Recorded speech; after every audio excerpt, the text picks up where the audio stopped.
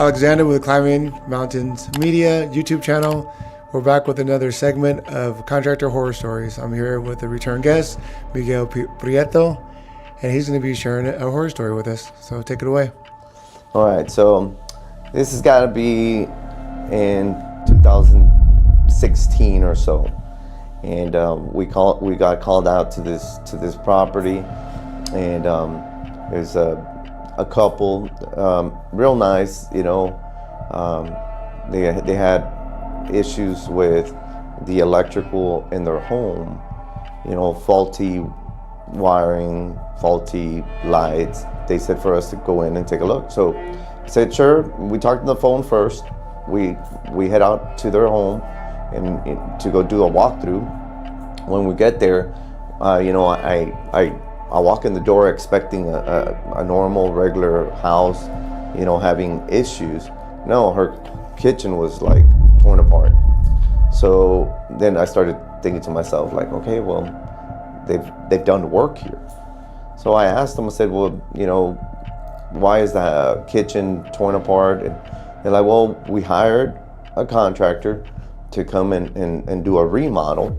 And I asked her, okay, so why are they not finishing it or fixing the issues that you're having? Why are you contacting, you know, Kingdom Electric outside from the builders, you know, group? And said, well, you know, I fired them because they were just not showing up on time or not getting here to do the work. So I had to get rid of them. So then I continued to say, okay, well, yeah, I can help you. Let me take a look and we can come up with an estimate in order for us to have our contract set up and so we can start working with you. So we walked to the house. I started looking at things. Everything was just half started. Things were just open and left open. Like the guys just straight up and quit like on like at the spot. Like somebody said, okay, we're out, and just picked up their tools and left. So start talking to the customer, start looking at stuff.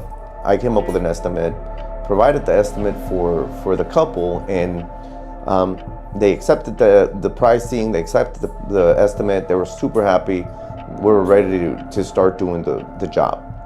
So then we show up, 8 o'clock, normal for us to show up at that time because we're at the shop by 7 o'clock in the morning. So we show up and everything was fine. We start working, and little bit by little bit, lunchtime came. We went to lunch, and then I received a call. The very first call on the very first day. And she asked me, where are you guys? And I said, well, ma'am, we had to go get lunch. And then she pursued to continue saying, well, when are you guys gonna get back? I said, we take like a 30-minute to an hour lunch, but we'll get back to it. At this point, she had left to go to work. She came back after lunch, and she tells me this, right? Like, your guys talk too much.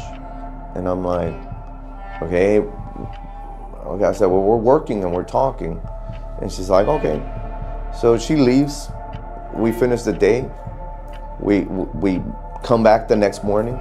We continue working, same routine, working, talking, maybe listening to a little bit of music. So just make the time go by faster and get things knocked out for the customer. This is our second day. My boys have to eat. My boys talk, but they're working. I'm supervising. I'm happy with their work. The dollar amount that we signed on is the dollar amount I'm going to charge you at the end of the day, and by the second week, this job should be completed. So I don't understand why you're keeping track of my hours, you know?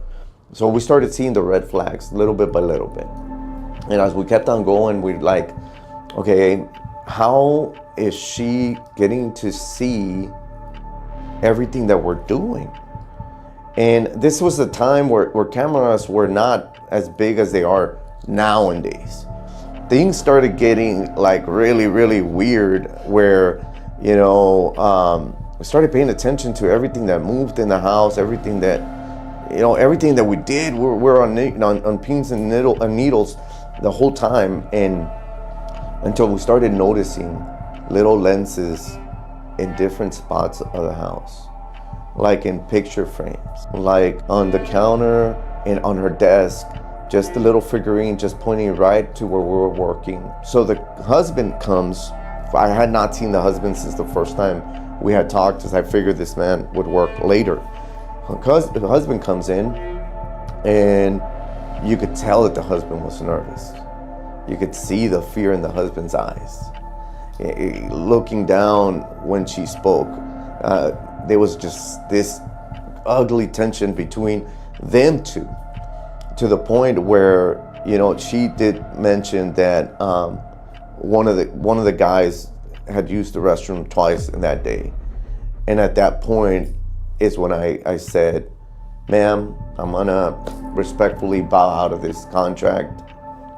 I will not continue this work, because now I had a feeling that she even had some type of video of one of my guys in the bathroom or something, and I'm like, no.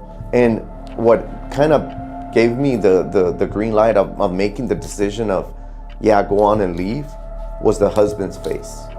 The husband told me everything with his eyes, the way he was looking at me, the way he said, yeah, brother, run, with the way he looked at me.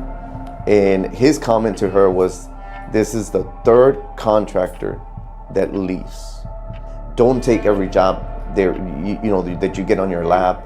Analyze. Remember that we're also vetting the customer, not the customer's only vetting us.